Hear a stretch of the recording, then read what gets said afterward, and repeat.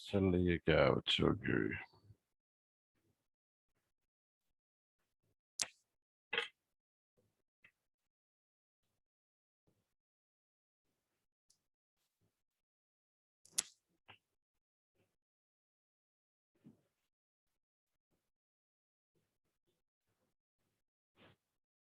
Hello hello, am I audible? Yes, sir. Good afternoon to all. Good afternoon. Okay okay,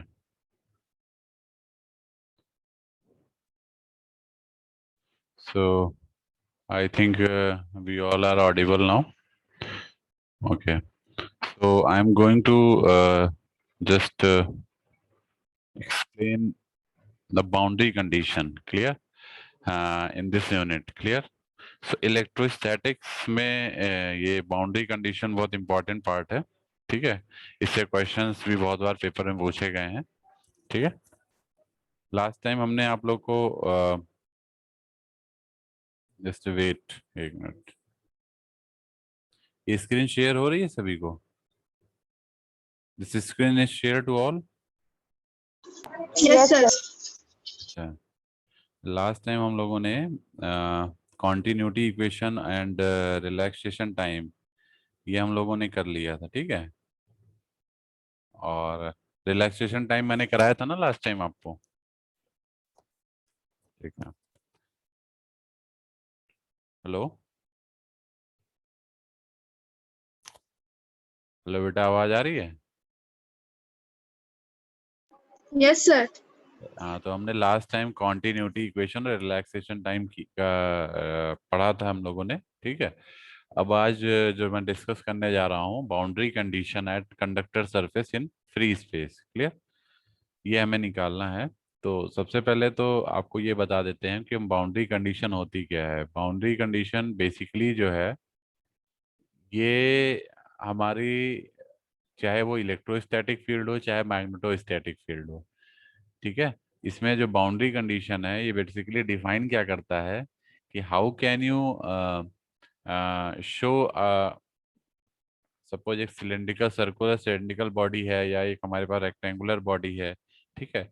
suppose it has the position into the conductor conducting surface, likewise that कि आपका आधा portion free space में है, कुछ portion आपका conductor के अंदर लाई कर रहा है, ठीक है। तो आपको उस बाउंड्री को डिफाइन करना है in terms of tangential component, in terms of normal component, clear. तो जैसे आप देख रहे होंगे कि we have taken the circular cylindrical shape, यहाँ पे देख रहे होंगे, और एक रेक्टेंगुलर शेप, दोनों हमारे पास है, ठीक है। ये हमारा जो कंडक्टर है, कंडक्टर के अंदर की बॉडी है ये कंडक्टर, ठीक है। और इसके ऊपर जो है ये जो आपको ये ओपन स्पेस दिख रहा है, this is your free space, clear. तो बाउंड्री बेसिकली क्या करता है, बाउंड्री बेसिकली दो पार्ट्स में किसी चीज को डिवाइड करता है, ठीक है। कि जैसे मान लीजिए आपके घर में कोई बाउंड्री है, तो बाउंड्री एक तरफ आपका घर होगा, एक तरफ बाहर का पोर्शन होगा, ठीक है। सपोज गेट जहाँ लगा होता है, तो यही यहाँ पे भी एक बाउंड्री है। This boundary is exactly differentiate this, basically जो सर्कुलर सिस्टम है हमारा, उसका half of the portion is exist in free space, rest half of the portion is in the conductor, clear, conductor के अंदर है, ठीक है। तो हम लोग को यही कंडीशन निकालनी है, बाउंड्री कंडीशन, ठीक है। तो स्टार्ट करते हैं हम लोग। Let us consider a boundary A B. Boundary A B कौन सी है? ये आपकी बाउंड्री है जो कंडक्टर बाउंड्री है, ठीक है। Late us consider a conductor boundary A be between conductor and free space, जो किसके बीच में लाई कर रहा है, कंडक्टर और फ्री स्पेस के बीच में लाई कर रहा है, ठीक है, shown in figure. So our aim is to basically find the tangential and normal components of electric field and electric flux density. हमारा एम क्या है, हम लोग फाइंड करेंगे टेंजेंशियल और नॉर्मल कंपोनेंट किसका, इलेक्ट्रिक फील्ड का और इलेक्ट्रिक फ्लक्स डेंसिटी का। तो ये देखिए, ये आपका इलेक्ट्रिक फील्ड है, इसके लिए फाइंड करेंगे। तो that is E T is the tangential component, E N is the normal component, and this is the resultant, ठीक है। ऐसे ही सिमिलरली आप इलेक्ट्रिक फ्लक्स डेंसिटी के टर्म में देखेंगे, तो डी टी टेंजेंशियल कंपोनेंट हो गया, डी एन नॉर्मल कंपोनेंट हो गया, this is your resultant, clear. ये चीज ध्यान रखिएगा कि पहले हम लोग टेंजेंशियल कंपोनेंट निकालेंगे, फिर हम लोग नॉर्मल कंपोनेंट निकालेंगे। जब टेंजेंशियल निकालेंगे तो दोनों के लिए टेंजेंशियल फाइंड करेंगे, मीन्स ईटी ईटी भी निकालेंगे और डीटी भी निकालेंगे, ठीक है। And you will see that कि स्टैटिक इलेक्ट्रिक फील्ड के केस में हमारा टेंजेंशियल कंपोनेंट 0 आता है। अभी आप देखिएगा हम जब निकालेंगे, ठीक है।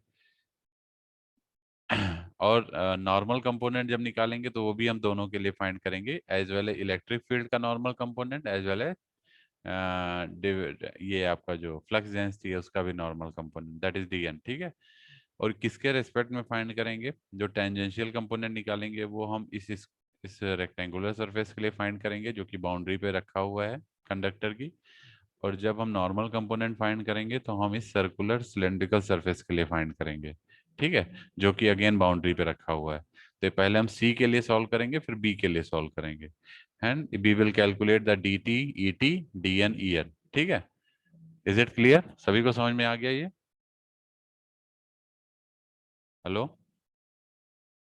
तो सबसे पहले आप देखिएगा कि हम लोग टेंजेंशियल कंपोनेंट, पहले हम इस डायग्राम के बारे में आपको सारी चीज़ें मैं समझा चुका हूँ। एक चीज़ ध्यान रखिएगा कि जो फील्ड कंपोनेंट है, जैसे टेंजेंशियल कंपोनेंट जो होता है वो 0 रहता है।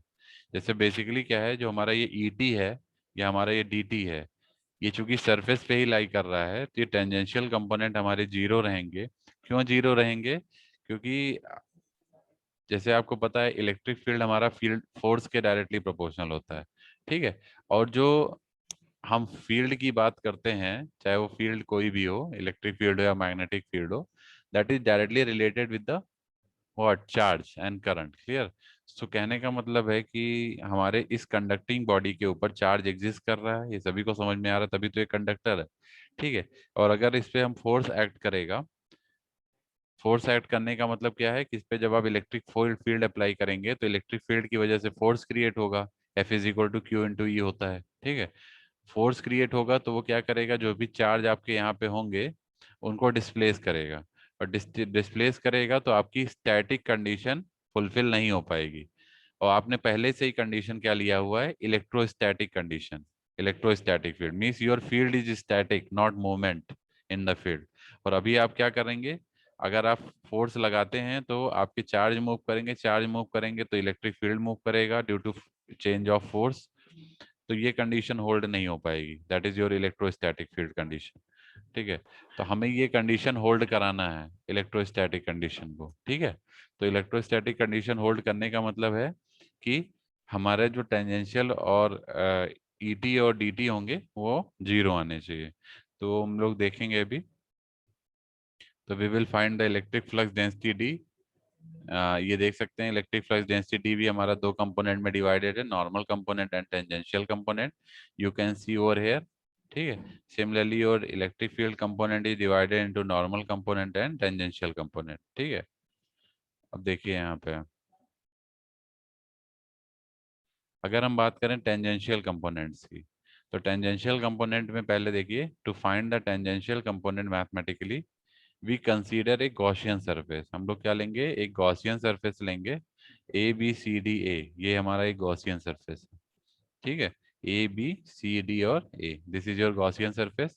ये डेल्टा डब्ल्यू क्या है, ये इसके विड्थ को रिप्रेजेंट कर रहा है, चेंज ऑफ विड्थ।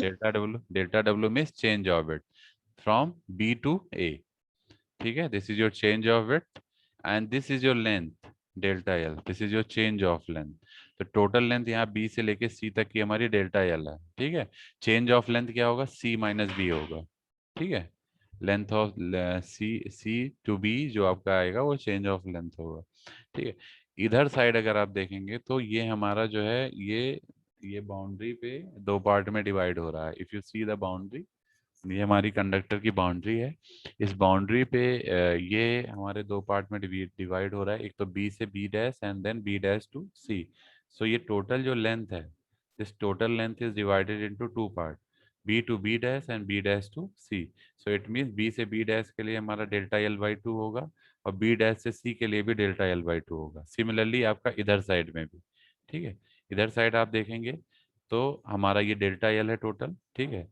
यहाँ पे ये पूरी डेल्टा एल है, ये डेल्टा एल अगेन दो पार्ट में डिवाइड होगी, ड्यू टू कंडक्टर सरफेस, एक होगा आपका ए डैश टू डी और एक होगा ए डैश टू ए, ये डेल्टा एल बाई टू होगा, ये भी डेल्टा एल बाई टू होगा, ठीक है ना।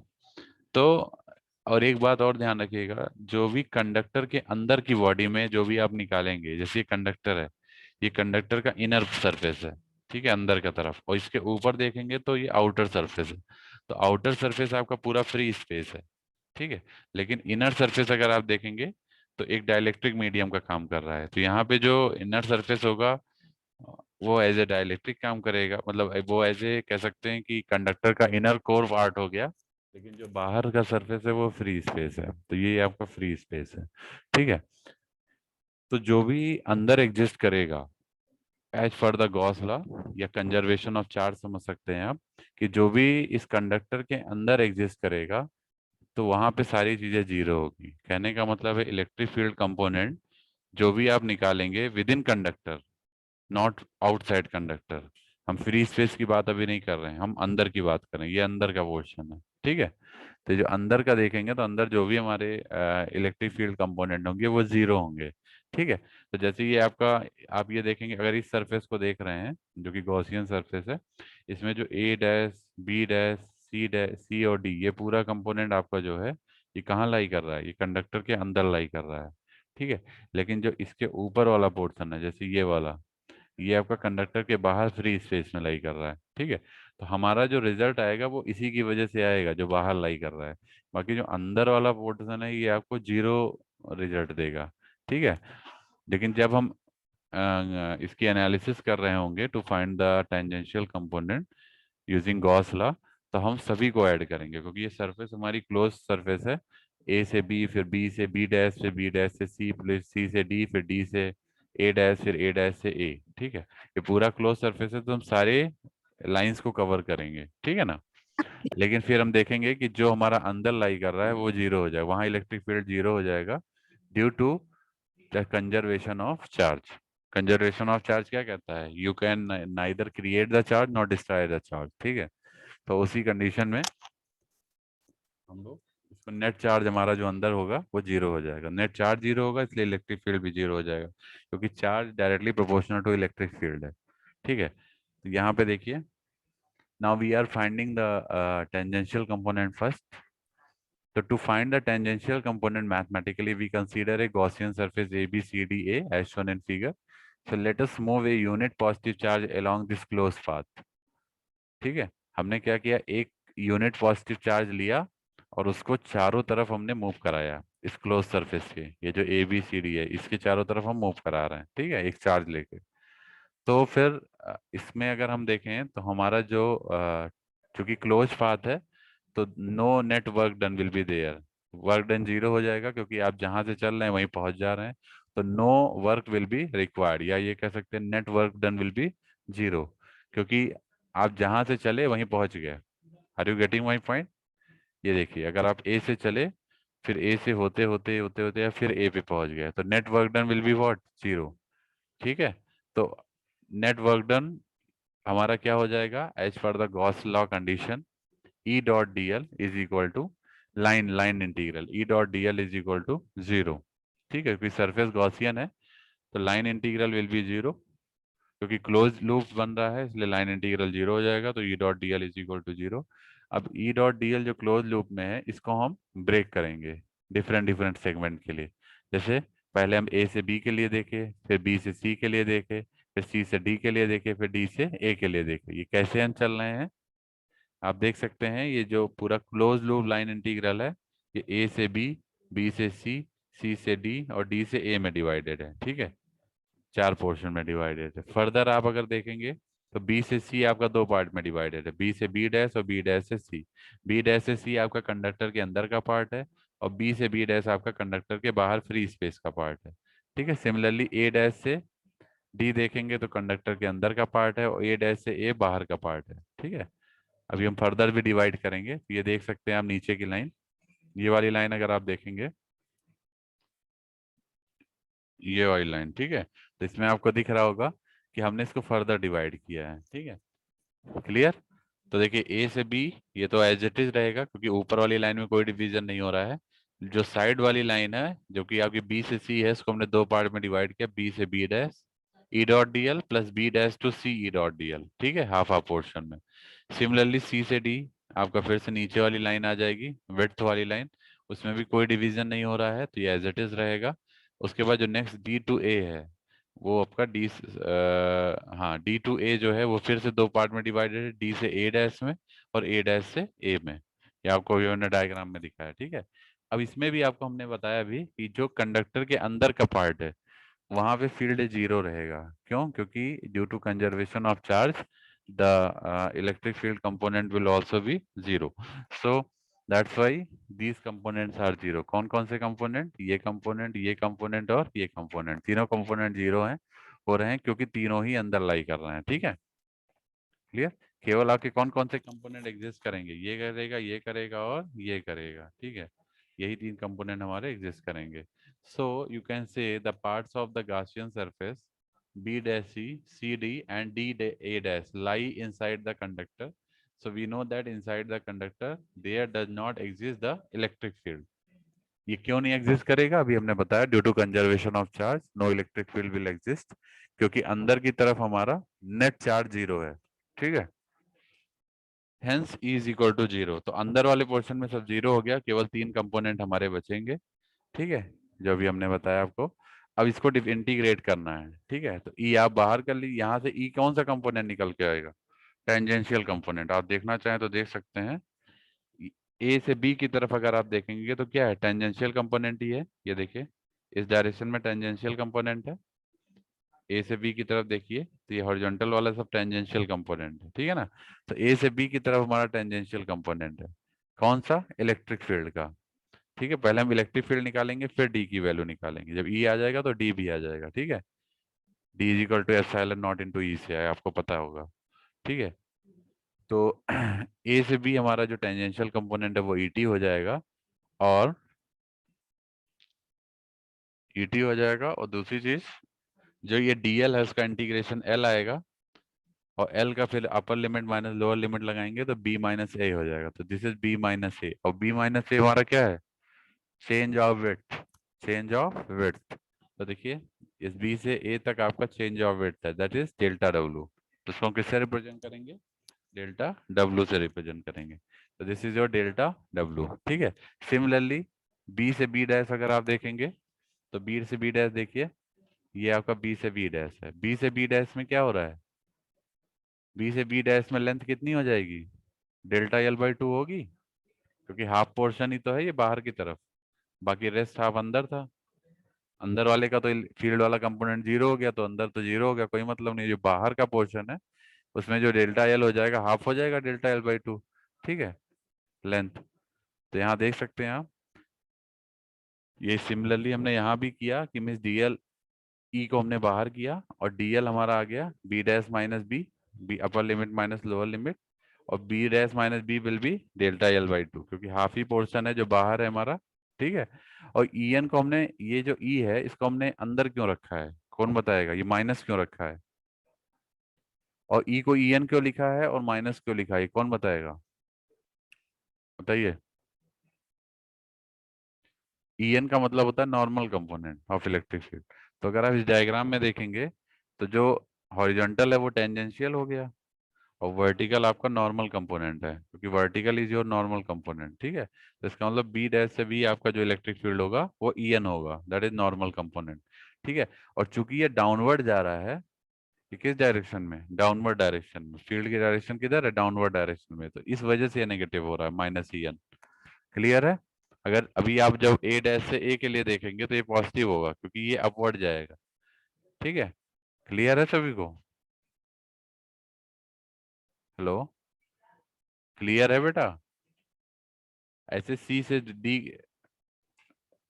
मेरी बात समझ में आ रही नहीं आ रही सभी को? Yes, sir. सिमिलरली थर्ड वाला कंपोनेंट देखिए, ए से ए डैश वाला, ए से ए डैश में देखिए ई एन को हमने पॉजिटिव रखा है, क्यों? क्योंकि हम वहाँ ऊपर की तरफ जा रहे हैं, तो ठीक है। बट ए से ए डैश में लेंथ आपका हाफ हो जाएगा, तो डेल्टा एल बाई टू, ठीक। अब ये दोनों आपके कैंसिल आउट हो गए, कैंसिल आउट हो गए तो आपका केवल क्या बचा? E T into D W is equal to zero. और डेल डब्ल्यू तो आपका जीरो हो नहीं सकता है। क्यों नहीं जीरो हो सकता जीरो? क्योंकि del W is the change of width, और विड्थ आपकी जीरो नहीं हो सकती। अगर विड्थ ही जीरो हो गई तो कुछ एग्जिस्ट ही नहीं करेगा, है ना। तो ये विड्थ आपकी जीरो नहीं हो सकती, क्योंकि this is the change of width, that is B to A. ये तो एग्जिस्ट ही करेगा, तो इसका मतलब ये जीरो हो नहीं सकता, तो ई टी जीरो के बराबर रखना पड़ेगा आपको। तो ई टी हमारा जीरो के बराबर हो गया। E T is equal to zero by del W, तो E T is equal to zero. इसका मतलब क्या है कि इलेक्ट्रोस्टैटिक फील्ड में जो टेंजेंशियल कंपोनेंट होता है इलेक्ट्रिक फील्ड का, वो जीरो होता है। Similarly you can find the, अभी टेंजेंशियल आ गया, अब आपको क्या निकालना है? Electric flux density. तो इलेक्ट्रिक फ्लक्स डेंसिटी कैसे निकालेंगे? अगर आपको ई पता चल गया तो डी निकालने में कोई दिक्कत नहीं होगी। क्यों नहीं होगी? क्योंकि डी बराबर होता है एप्सिलॉन नॉट इंटू ई। होता है नहीं होता है? बताइए, होता है कि नहीं होता है? तो D T is equal to epsilon naught into E T. ये हमने आपको बताया था जब इलेक्ट्रिक फ्लक्स डेंसिटी बताया था। तो डेंसिटी का रिलेशन इलेक्ट्रिक फील्ड के साथ यही होता है, D is equal to epsilon naught into E, अगर फ्री स्पेस में है। अगर किसी डाइलेक्ट्रिक में है तो एप्सिलॉन इंटू ई हो जाएगा। तो चूंकि डाइलेक्ट्रिक के अंदर वाला पोर्शन जो कंडक्टर का है उसमें तो जीरो है हमारी सारी चीजें, तो हम एप्सिलॉन रखेंगे ही नहीं। हम तो केवल फ्री स्पेस का ही सारा चीजें ले रहे हैं ना। ये सारी जो चीजें ये फ्री स्पेस की हैं, ये सारी जो आपके एक्सप्रेशन आ रहे हैं। तो फ्री स्पेस के लिए हमारा एप्सिलॉन नॉट ही रहेगा। तो ये हो गया D T is equal to epsilon naught into E T. और ई टी की वैल्यू क्या है? जीरो है, तो ये जीरो हो जाएगा। तो मीन्स डी टी भी आपका क्या आ जाएगा? जीरो आ जाएगा। Getting my point? समझ में आ रहा है? समझ में आ रहा है बेटा सभी को ये? हेलो, ये समझ में आ रहा है?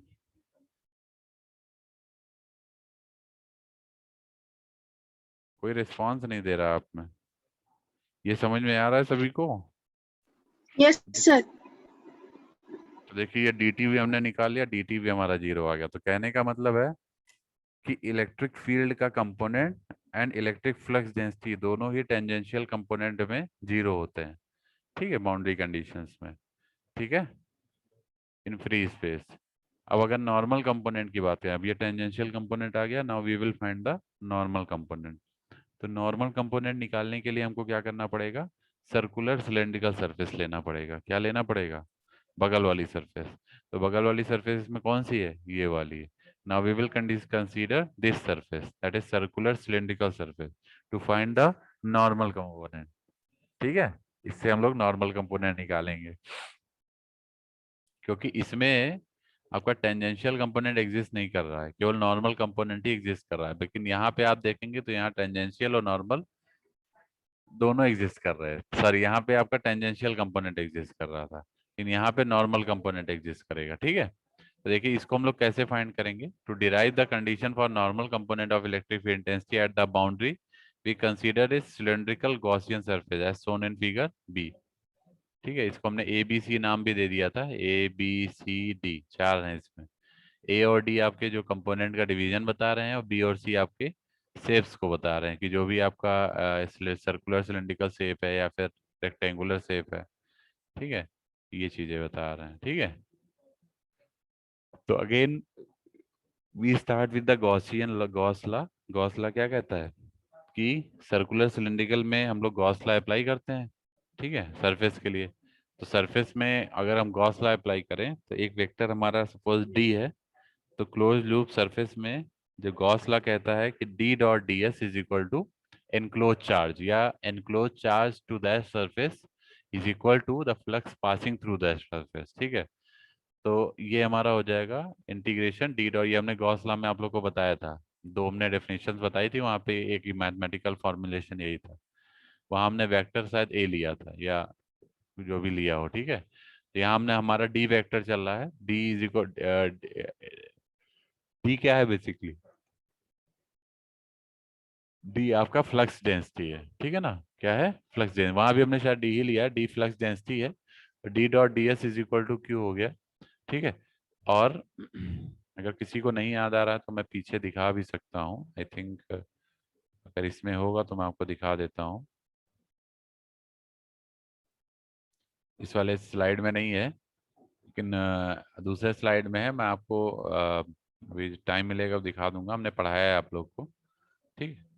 तो अब हम लोग नॉर्मल कंपोनेंट की बात कर रहे हैं। हाँ, तो ये देखिए surface integral D dot D S is equal to Q. ठीक है। और अब इस डी डॉट डी एस जो सरफेस इंटीग्रल है ये हम डिफरेंट डिफरेंट सरफेस के लिए फाइंड करेंगे, सर्कुलर ज्योमेट्री के लिए। ठीक है। तो यहाँ देखिए इसमें कितनी सरफेस हैं। एक तो ये अपर सरफेस है जो कि ये है, एक बॉटम सरफेस है ये है, और एक साइड सरफेस है, ये देखिए ये वाले साइड सरफेस। ठीक है। तो साइड सरफेस में भी कुछ पार्ट आपका बाउंड्री के अंदर है, कुछ पार्ट आपका बाउंड्री के बाहर है। ठीक है। लेकिन अगर आप अपर और टॉप सरफेस की बात करेंगे तो केवल sorry upper and bottom surface की बात करेंगे तो जो बॉटम सरफेस है वो इनसाइड द कंडक्टर है, लेकिन अपर सरफेस जो आपका है वो टॉप ऑफ द सरफेस है। ठीक है, टॉप ऑफ द बाउंड्री है। तो ये वाला तो एग्जिस्ट करेगा, लेकिन जो अंदर वाला है वो एग्जिस्ट नहीं करेगा। क्यों नहीं करेगा? क्योंकि हमने अभी बताया अंदर इलेक्ट्रिक फील्ड इंटेंसिटी जीरो होगी due to static electric field. ठीक है। तो जब ई जीरो होगा तो ऑब्वियस सी बात है डी भी जीरो होगा, क्योंकि D is equal to epsilon naught into E होता है। ठीक है। तो देखिए तो यहाँ पे हमने दो पार्ट में डिवाइड किया नॉर्मल कंपोनेंट को। देखिए पहले टॉप सरफेस के लिए आ गया, फिर बॉटम सरफेस के लिए आ गया, प्लस करके इसी को हम प्लस प्लस करके अलग अलग सेगमेंट के लिए डिवाइड कर। प्लस साइड सरफेस आ गया in free space, plus side surface in conductor आ गया। ठीक है। अब मैंने जैसा कि आपको बताया कि जो भी कंडक्टर के अंदर लाई करेगा वो सब जीरो रहेगा। तो जैसे ये बॉटम वाला अगर आप देखेंगे तो ये भी कंडक्टर के अंदर लाई कर रहा है। ये देखिए ये जो बॉटम वाला है, ये जो सरफेस है ये कंडक्टर के अंदर लाई कर रहा है, ये वाला, तो ये हमारा जीरो हो जाएगा। ठीक है। साइड सरफेस भी ये कंडक्टर के अंदर लाई कर रहा है तो ये जीरो हो जाएगा। अभी देखिएगा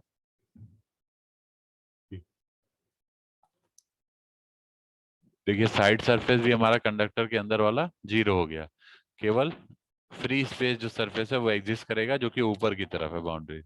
ठीक है। तो हमारा ये दो पार्ट तो जीरो ही हो गए, केवल ये बचेगा टॉप और side surface in free space. ठीक है। तो इसको निकाल लेते हैं हम लोग। ठीक। तो ये हमारा हो गया, बचा दो ही component means top of the D dot D S integration plus side surface in free space integration D dot D S is equal to net charge enclose by that surface that is Q. Q के बराबर ही आ रहा है यहाँ देखिए, Q के बराबर रख दिया। अब आपको क्या करना है, कंडीशन अप्लाई करनी है। क्या कंडीशन? कि आप लोग को पता है कि जो हमारी लेंथ है वो विड्थ से बहुत छोटी है इसका एज कम्पेयर टू, मीन्स कहने का मतलब है ये जो डिफरेंशियल लेंथ है, this differential length is the very small length that is very much small to what the differential width that is del w। ठीक है। तो इस कॉन्सेप्ट को हम लोग फॉलो करेंगे यहाँ पे।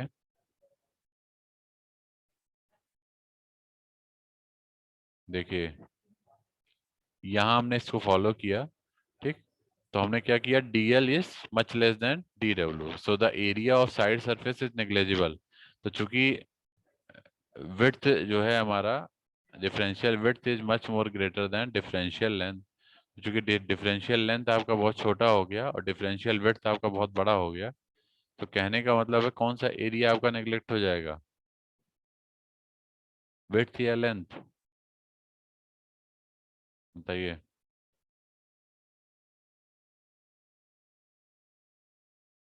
Hello hello. सर लेंथ हो जाएगा। लेंथ हो जाएगा, मतलब ये मेरा कहने का मतलब ये वाला पोर्शन आपका जीरो हो जाएगा, है ना? क्यों जीरो हो जाएगा? क्योंकि ये साइड सरफेस है और साइड सरफेस चूंकि आपकी डायरेक्टली किससे लिंक कर रही है, अगर आप साइड सरफेस देखेंगे ये है आपकी साइड सरफेस, साइड सरफेस आपकी लेंथ से लिंक कर रही है। हमने बताया लेंथ बहुत छोटा है एज कम्पेयर टू विड्थ। तो लेंथ विड्थ से चूंकि बहुत छोटा है तो लेंथ छोटा होने की वजह से ये आपका नेग्लेक्ट हो गया। ये देखिए ये वाला पोर्शन आपका नेग्लेक्ट हो गया, मतलब जीरो हो गया।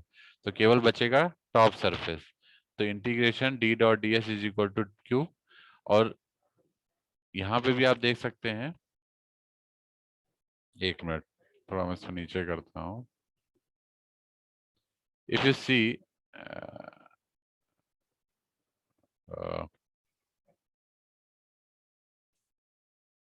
Just wait,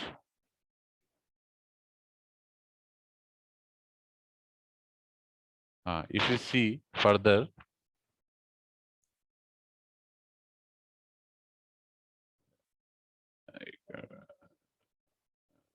just telling you, just wait. थोड़ा सा ये, हाँ अभी दिख रही है सभी को ये स्क्रीन? स्क्रीन दिख रही होगी सभी को? हेलो बेटा, सभी को स्क्रीन दिख रही है प्रॉपरली? Yes, yes, sir. ठीक है। हाँ तो देखिए इसमें हमने क्या किया कि चूंकि differential length is much smaller than the differential width, so area of the side surface is negligible. ठीक है, तो हमारा साइड सरफेस का एरिया नेग्लेजिबल हो जाएगा, तो इक्वेशन 2 जो आपकी है वो रिड्यूस हो जाएगी किसमें? केवल ये वाले पोर्शन में, that is D dot D S is equal to Q. ठीक है, अब आपको पता है कि डी डॉट डी एस को अगर हम देखें तो ये हमारा किस तरह से लिख सकते हैं इसको हम? ये जो D dot D S top surface है, ये नॉर्मल कंपोनेंट को रिप्रेजेंट कर रहा है, ये वाला। ठीक है, this is your normal component at the top. ठीक है, तो इसको हम लिख सकते हैं D N dot D S. देखिए इसको सॉल्व करेंगे तो डी एस का इंटीग्रेशन एस एस आ जाएगा, means D N dot change of surface.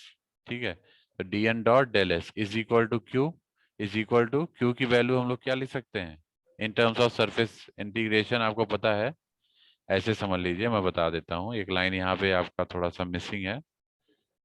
ये एक्चुअली आया कैसे मैं ये बता देता हूँ, ठीक है, किसी को कोई कंफ्यूजन है। देखिए ये जो पोर्शन है, ये कहाँ से आया है? आपके पास है इंटीग्रेशन, सरफेस इंटीग्रेशन। ठीक है, surface integration D dot D S है ना, इसको हम लोग लिख सकते हैं D N dot D S. Normal component होगा, ये आपका किसके बराबर है? क्यू के बराबर है।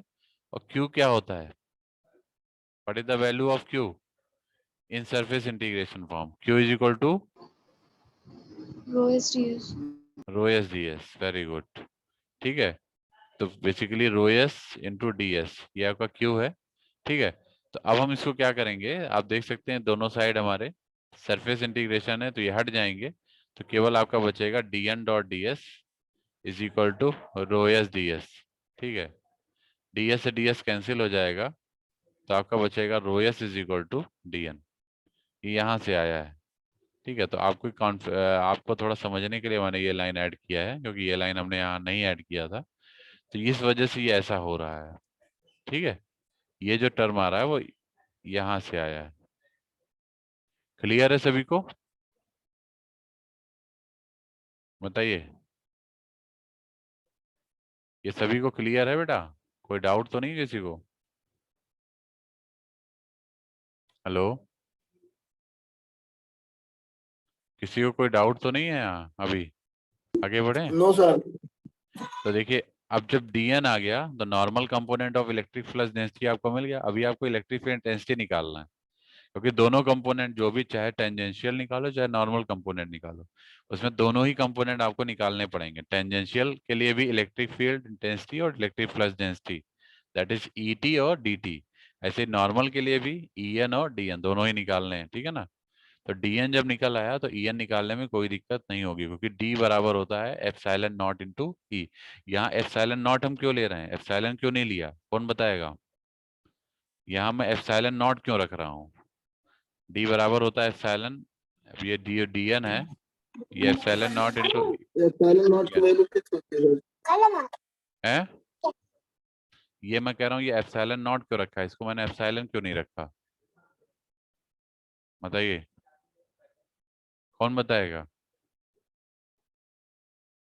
अभी मैंने पहले भी बताया था, आप लोगों ने अगर सुना हो तो आपका दिमाग वहां जाएगा उस तरफ, कि मैंने एप्सिलॉन नॉट क्यों रखा है। क्योंकि ये टॉप सरफेस के लिए है ना, टॉप सरफेस वाला ही तो है पोर्शन।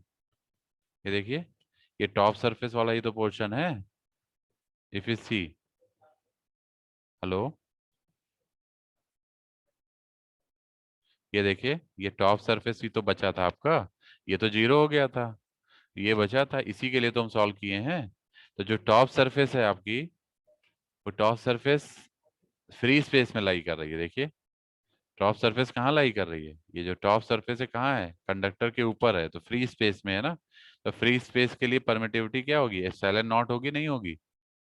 अगर ये अंदर होता तो अंदर के लिए एप्सिलॉन होता, लेकिन अंदर हमारा फील्ड जीरो हो जा रहा, तो अंदर से हमें कोई मतलब ही नहीं है। ठीक है, जब फील्ड 0 हो जा रहा है तो एप्सिलॉन कहाँ एग्जिस्ट करेगा, ठीक है। तो ये चीज ध्यान रखिए कि चूंकि हम लोग फ्री स्पेस वाला ही देख रहे हैं, तो फ्री स्पेस में हमारा एप्सिलॉन नॉट इंटू ईएन हो जाएगा, ठीक है। D N is equal to epsilon naught into E N is equal to rho S, तो यहाँ से ईएन आ जाएगा rho S by epsilon naught. तो ये आपका normal component of electric field हो गया, ठीक है। किसी को कोई डाउट इसमें? Anybody have any doubt? यहाँ पे बेटा किसी को कोई डाउट? एनीबडी? No, sir. बताए। हाँ, क्योंकि बहुत इंपॉर्टेंट है ये, कई बार पेपर में पूछा गया है। What are the boundary condition, ऐसे ही पूछा जाता है क्वेश्चन, जैसे मैं बता रहा हूँ। What are the boundary condition for electrostatic field, इस तरह से क्वेश्चन आएगा। And find the boundary conditions, it means tangential and normal component आपको निकालने पड़ेंगे, ठीक है। Clear? This is very much easy, कोई दिक्कत नहीं है। और रोएस यहाँ पे आपको पता है, रोएस आपका चार्ज डेंसिटी है, इसका स्टेटमेंट भी नीचे हमने लिख दिया था, देख सकते हैं। Therefore the electric flux leaves the conductor in direction normal to the surface, तो the value of electric flux density is numerically equal to the surface charge density. देख सकते हैं इलेक्ट्रिक फील्ड डेंसिटी किसके डायरेक्टली प्रोपोर्शनल है? Rho S के proportional है, ठीक है। यहाँ से ईएन जो आएगा क्या आएगा? रोएस बाय एप्सिलॉन नॉट आएगा, ठीक है। तो इस वजह से ये रोएस के डायरेक्टली प्रोपोर्शनल है, that is the surface charge density, ठीक है। आगे बढ़े, आगे बढ़े। Yes sir, yes sir. Yes, sir. अब जो नेक्स्ट टॉपिक है हमारा डाइलेक्ट्रिक है। डाइलेक्ट्रिक्स आपका क्या होता है, पहले तो आपको ये पता होना चाहिए। डाइलेक्ट्रिक और एक होता है कंडक्टर, ठीक है। कंडक्टर वो मटेरियल होता है जिसमें प्योरली हमारा इलेक्ट्रॉन्स फ्लो करते हैं and you get the full amount of current, clear? While in case of dielectric, dielectric is basically a an insulating type material, ठीक है। दोनों अपोजिट है, conductor as well as dielectric का nature दोनों का अलग अलग है, ठीक है। कंडक्टर आपका प्योरली कंडक्टिंग इन नेचर होता है, जिसमें आपका चार्ज कैरियर फ्लो करता है, जिसकी वजह से करंट डेवलप होती है, ठीक है। लेकिन जो आपका डाइलेक्ट्रिक होता है, dielectric is basically an insulator, ठीक है। तो जिसमें आपका कंडक्टिविटी क्या कह सकते हैं आप, ना के बराबर होती है। Getting my point? समझ में आ रहा है? ठीक है। तो अगर आप क्या करें कि जैसे मान लीजिए अगर आपको डाइलेक्ट्रिक मटेरियल की कंडक्टिविटी थोड़ी सी भी बढ़ानी है, थोड़ा बहुत ही, ज़्यादा तो नहीं बढ़ा पाएंगे क्योंकि कंडक्टिविटी बहुत लो होती है, ठीक है, ये ना के बराबर होती है। एग्जाम्पल जैसे आपको बता दें हम, ये रबर हो गया, ठीक है, ग्लास हो गया, प्लास्टिक हो गया, ये सब इसी कैटेगरी में आते हैं, ठीक है। तो अगर मान लीजिए आपको थोड़ी सी भी इसकी कंडक्टिविटी बढ़ानी है तो आपको करना क्या पड़ेगा? आपको electric field, strong electric field apply करना पड़ेगा, क्योंकि जब आप ई अप्लाई करेंगे तो as per the electric field intensity E is equal to होता है एफ बाई क्यू, ये सभी को पता है। ई बराबर होता है एफ बाई क्यू। जब ई बढ़ाएंगे आप तो एफ भी बढ़ेगा, फोर्स। तो ये फोर्स क्या करेगा कि, अच्छा एक चीज हमें कोई बताएगा कि क्यों डाइलेक्ट्रिक में हमारी कंडक्टिविटी बहुत कम होती है? क्या इसका कोई हमको बैक एंड पे कोई सपोर्ट इसका बता सकता है कि क्यों ऐसा होता है? इसका मैकेनिज्म क्या है? Can anybody explain what is the mechanism behind that?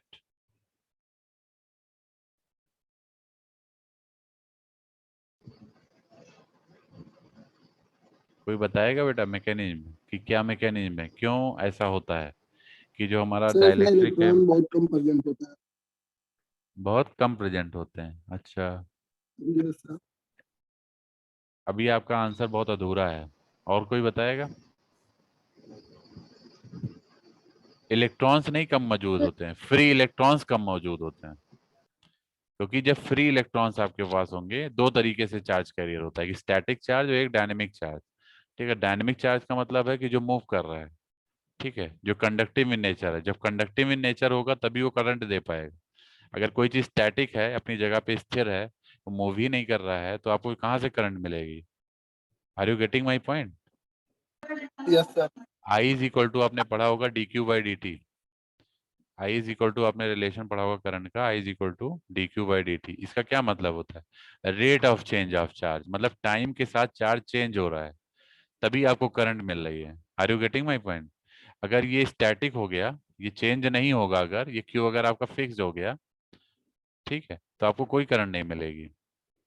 Are you getting my point? तो रेट ऑफ चेंज मतलब Yes, चेंज sir. होना जरूरी, चेंज होना जरूरी है।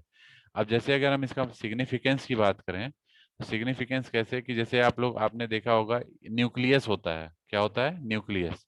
ठीक है, तो न्यूक्लियस में हमारे जो चार्ज होते हैं उसमें कई सारी ऑर्बिट्स होती हैं। एक जो होती है जो न्यूक्लियस के सबसे पास होती है, और एक उससे दूर होती हैं, ऐसे ऐसे करके हमारी कई सारी ऑर्बिट होती हैं।